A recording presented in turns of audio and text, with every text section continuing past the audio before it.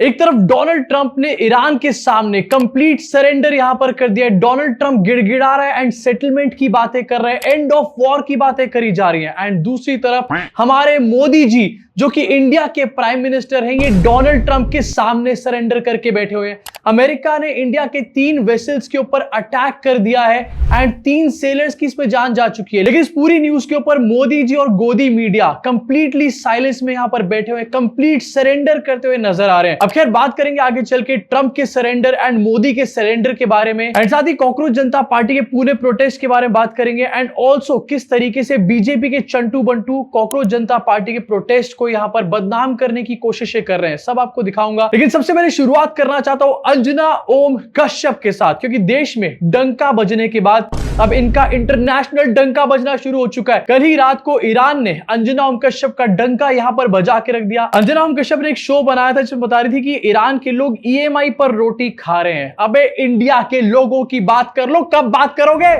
Iran international की report कहती है कि ईरान में लोगों को रोटी खाने के लिए भी लोन लेना पड़ रहा है। वहां लोग ईएमआई यानी इंस्टॉलमेंट्स पर अपना गुजारा कर रहे हैं। अंजना दीदी, ईरान के लोगों का तो पता नहीं, लेकिन जिस तरीके से टीआरपीज नीचे जा रही हैं, बहुत जल्द आपको रोटी खाने के लिए लोन लेने की जरूरत पड़ जाएगी। अब एज यूजुअल गोदी मीडिया को आदत है झूठ बोलने की। पता नहीं कौन से सोर्सेज से कहां की न्यूज उठा करके बना देते हैं एंड उसको प्राइम टाइम पे दिखाते हैं। लेकिन यहां पर क्या हुआ, ईरान की एम्बेसी ने अंजना ओम कश्यप को एक्सपोज कर दिया एंड फैक्ट चेक कर दिया। अंजना ओम कश्यप को फेक का ठप्पा लगा दिया मुंह पे। साथ ही इंडिया में जो ईरान की एम्बेसी है उसने ट्वीट किया कि इन सब बातों को रिजेक्ट करता है ईरान, एंड कोई भी खाने पीने की शॉर्टेज नहीं है, कोई भी सप्लाई की शॉर्टेज नहीं है यहाँ पे। एंड साथ में ये भी लिखा है कि रिस्पेक्टेड इंडियन मीडिया ऑर्गेनाइजेशंस को ऐसी न्यूज दिखाने से बचना चाहिए। देखो, ईरान की एम्बेसी ने अंजना ओम कश्यप को फैक्ट चेक किया। मैं ईरान की एम्बेसी को फैक्ट चेक करना चाहता हूं। सर, ये रिस्पेक्टेड मीडिया नहीं है, ये है गोदी मीडिया। वैसे आपको याद दिलाना चाहूंगा कि अंजना ओम कश्यप ने डिफेमेशन केस किया था यूट्यूब एजुकेटर्स के ऊपर, एंड ये कहा गया था कि वो लोग मिस इन्फॉर्मेशन यहां पर फैला रहे हैं, इसलिए डिफेमेशन केस किया गया। अब कहीं ऐसा ना हो कि अंजना ओम कश्यप की इस फेक न्यूज के बाद ईरान एम्बेसी वाले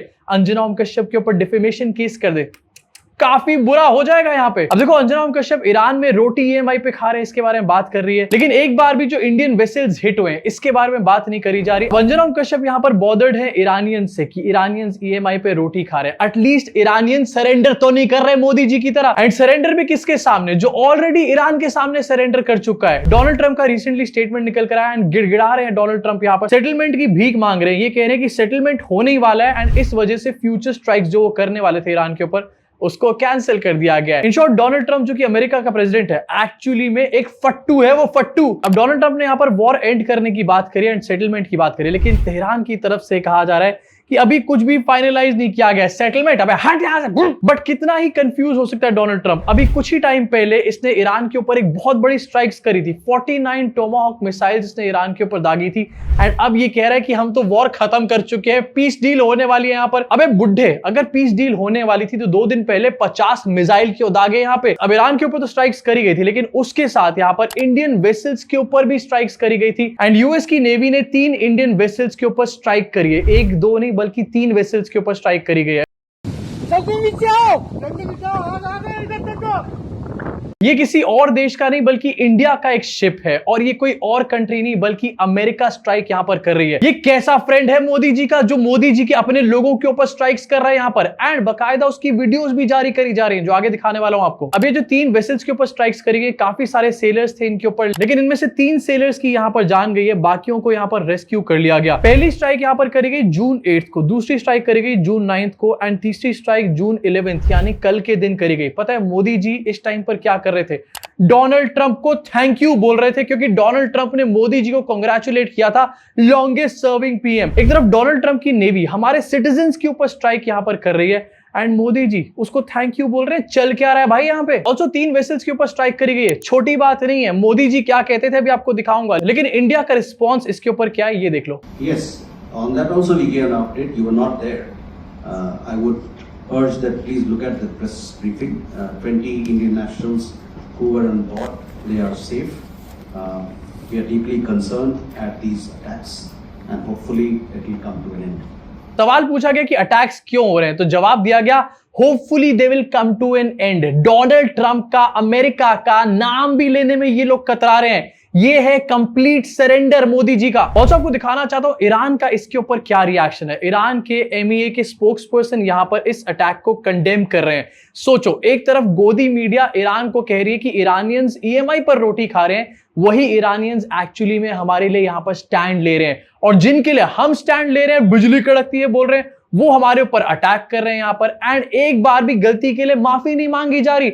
भाई शर्म आनी चाहिए, कैसे 56 इंच और कैसा विश्वगुरु है हमारा। अभी अटैक्स तो यहां पर किए गए, इसकी वीडियोस भी यहां पर जारी करी जा रही है। शर्म आनी चाहिए भाई, सीरियसली। कोई बंदा सरकार में इसको देखकर शर्मा जाए थोड़ा सा, लेकिन नहीं, ये अभी भी यहां पर फॉल्स नैरेटिव सेट करेंगे कि विश्वगुरु बन गए। अब इन अटैक्स में किन 3 लोगों की जान गई है, एंड यहां पर कुछ बहुत इंटरेस्टिंग आपको बताने वाला हूं। पहले है यहां पर चीफ इंजीनियर पटनाला सुरेश, इनका नाम है। दूसरे हैं डेक कैडेट आदित्य शर्मा, और तीसरे हैं इंजन फिटर शिवानंद चौरसिया। दूसरे नंबर पे जो नाम है आदित्य शर्मा, उनकी फोटोज आपको यहां पर दिखाना चाहता हूं। यंग लड़का, बिल्कुल यंग लड़का, एंड यूएस के अटैक में उसकी यहां पर जान चली जाती है। क्या कर रहा था? सिंपल से अपनी ड्यूटी यहां पर कर रहा था। आदित्य शर्मा ने लास्ट कॉल अपनी फैमिली को करी, एंड ये बताया कि we got 2 warnings from US navy. And अब आपको दिखाना चाहता हूं सबसे इंपॉर्टेंट चीज, आदित्य शर्मा के फादर। ये दिखाने से पहले मैं बताना चाहता हूं, मैं किसी की मजाक यहां पर नहीं उड़ा रहा, लेकिन आपको दिखाना चाह रहा हूं कि हमारे देश के अंदर क्या चल रहा है आखिरकार। आदित्य शर्मा के फादर हैं राजेश शर्मा, एंड इनकी काफी वीडियोस भी आपको इस टाइम पर देखने को मिल रही होंगी। इनके पुराने ट्वीट्स आपको दिखाना चाहता हूं। राहुल गांधी, प्रियंका गांधी की फोटो पे, even animals won't smooch their blood relatives like that. ये आदित्य शर्मा के फादर का 2 साल पुराना ट्वीट है। शर्म आनी चाहिए ऐसे बाप को। इनफैक्ट एक और ट्वीट आपको दिखाना चाहता हूं। आदित्य के लिए बुरा लग रहा है यार मुझे यहाँ पे। I will love to celebrate Eid with every Muslim women whom using burqa hijab strictly, but when these Muslim women join me for Eid celebration, they must throw their hijab and burqa and then celebration start with dance and love for all. पूरी रात तक आनंद, चांद छुपने तक। ये बातें मुझे यहाँ पर पढ़ने में भी शर्म आ रही है, क्योंकि मेरी फैमिली इसको देख रही होगी, आप लोग भी इसको देख रहे हो, आपके सामने में भी ये बातें बोलने में शर्म आ रही है, लेकिन एक अधेड़ उम्र के आदमी को ये ट्वीट करने में शर्म नहीं आई।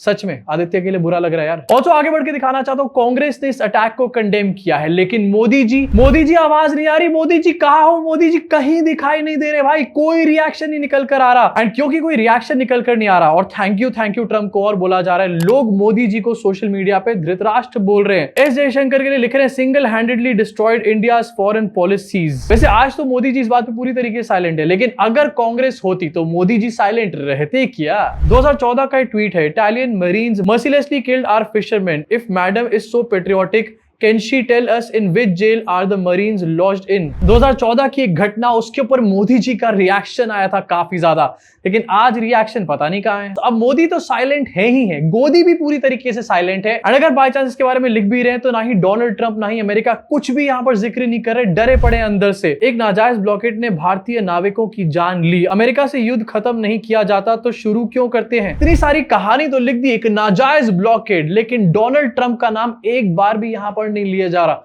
एंड मोदी जी वो तो पता नहीं कहां गायब। अब ये लोग डोनाल्ड ट्रंप का नाम नहीं ले रहे, लेकिन डोनाल्ड ट्रंप सिर्फ इतना ही नहीं कर रहा है। एक और आपको अपडेट दिखाना चाहता हूं, डोनाल्ड ट्रंप ने आसिम मुनीर की जम करके यहां पर तारीफ करी है। एक तरफ इंडिया के 3 वेसल्स के ऊपर अटैक, दूसरी तरफ आसिम मुनीर की जम करके तारीफ। ये कैसा दोस्त है? इसी के साथ कॉकरोच जनता पार्टी का पुणे प्रोटेस्ट, ये लोग कह रहे थे कि कॉकरोच जनता पार्टी का पुणे प्रोटेस्ट तो फेल हो जाएगा, दिल्ली में तो आ ही जाते, पुणे में नहीं आएंगे। गेस व्हाट, पुणे में भी लोग आ गए।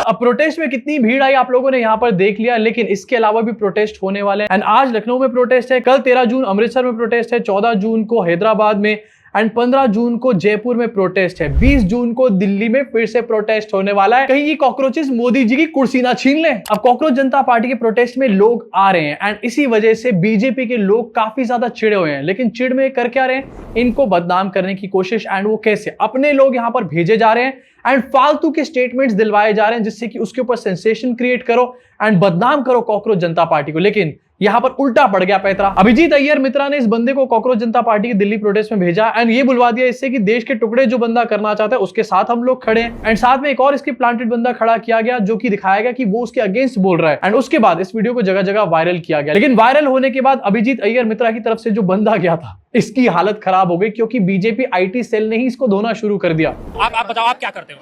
मैं वकील हूँ सर। एडवोकेट हो आप जी।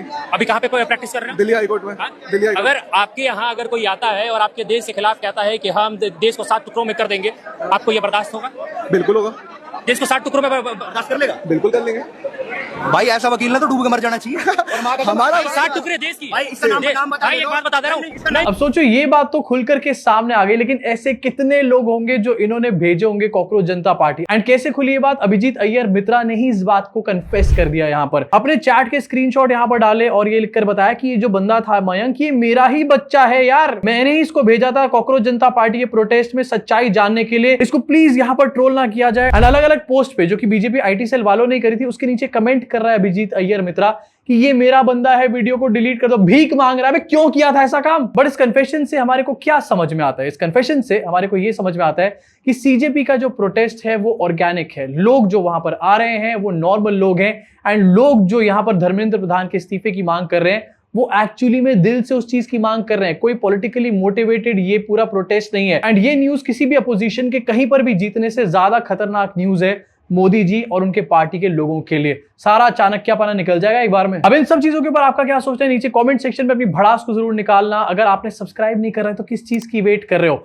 मैं भी यहाँ पर EMI पर रोटी की न्यूज लेकर आऊं क्या? सब्सक्राइब कर दो प्लीज। मुलाकात होगी आप सब लोगों से इस चैनल के अगले वीडियो में। और हाँ, मैंने एक वीडियो अपने बॉलीवुड चैनल पर डाला है, काफी डिफरेंट वीडियो है कि क्यों आखिरकार इंडियन सिनेमा हर टाइम औरतों को ऑब्जेक्टिफाई करने पे लगा रहता है। रिसेंटली पेड्डी मूवी आई है जिसमें जानवी कपूर को हाइपर सेक्सुअलाइज किया गया है, उसके ऊपर मैंने वीडियो बनाई है। अगर आपको थोड़ा बहुत भी सिनेमा का एक्सप्लेनर देखने का शौक हो तो प्लीज उस वीडियो को चेकआउट जरूर करना। लिंक मैं यहाँ पर पिन कमेंट में डाल दूंगा।